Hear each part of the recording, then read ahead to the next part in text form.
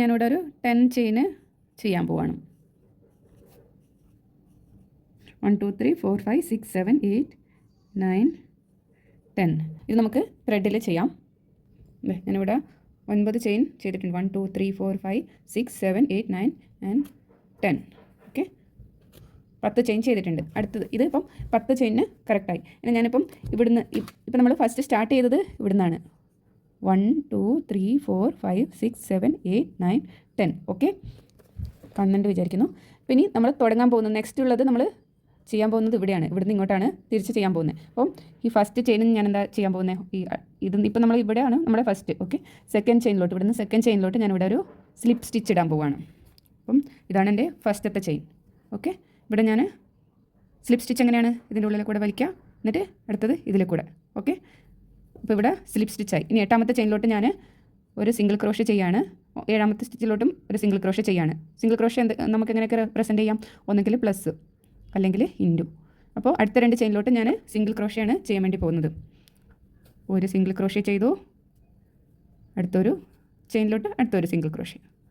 Okay, ഇനി ഇപ്പോൾ ഇത്രയും ചെയ്തു നമ്മൾ. അടുത്ത ഈ ഭാഗത്തു നിന്നുള്ളത് 6ാമത്തെ സ്റ്റിച്ച്, ഇവിടുന്ന് 3 4 5th സ്റ്റിച്ചിലോട്ട്. ഓക്കെ, ഇവിടെ ഞാൻ ഒരു ഹാഫ് ഡബിൾ ക്രോഷ്യ ചെയ്യാൻ പോവാണ്. ഇവിടെയും half double crochet. Okay, half double crochet എങ്ങനെയാണ് റെപ്രസെൻറ്റ് ചെയ്യുന്നത്, ടി എന്നുള്ള ഈ ഒരു സിമ്പൽ. അപ്പോൾ അടുത്ത 2 ചെയിനിൽ ഞാൻ ഹാഫ് ഡബിൾ ക്രോഷ്യ ചെയ്യാൻ പോവാണ്. ഹാഫ് ഡബിൾ ക്രോഷ്യ എങ്ങനെയാണ്, യാൺ ഓവർ ചെയ്യുക, ഇത് 3ൽ കൂടെ ഒന്ന് വലിച്ചെടുക്കുക, വീണ്ടും യാൺ ഓവർ ചെയ്യുക, അടുത്ത ചെയിനിൽ വീണ്ടും ഇതുപോലെ വലിച്ചെടുക്കുക. അപ്പോൾ അടുത്ത 2 നമ്മൾ ഹാഫ് ഡബിൾ ക്രോഷ്യ ചെയ്തു. ഇനി അടുത്ത 2 ഞാൻ ഡബിൾ ക്രോഷ്യ ചെയ്യാൻ പോവാണ്. ഓക്കെ, ഡബിൾ ക്രോഷ്യ എങ്ങനെയാണ് റെപ്രസെൻറ്റ് ചെയ്യണത്, ഇങ്ങനെ ടി എഴുതിയിട്ട്, സോറി 1 ഓൺലി 1. ഓക്കെ, ഒരു വര.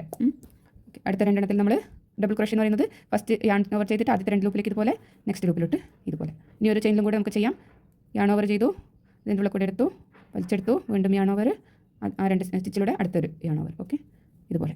ഇനി അടുത്ത 2 ചെയിനും കൂടെ ബാക്കിയുണ്ട്. ഇവിടെ അടുത്ത 2 ചെയിൻ ബാക്കിയുണ്ട്. ഇവിടെ ഞാൻ ട്രിപ്പിൾ ക്രോഷ്യ ചെയ്യാൻ പോവാണ്. 2 ട്രിപ്പിൾ ക്രോഷ്യ ചെയ്യാൻ പോവാണ്. ട്രിപ്പിൾ ക്രോഷ്യ എങ്ങനെയാണ്, ഇതുപോലെ ടി വന്നിട്ട് ചെറിയൊരു ചെരിവുണ്ടാവും കേട്ടോ, അതുപോലെയാണ് ചെയ്യാൻ വേണ്ടി പോകുന്നത്.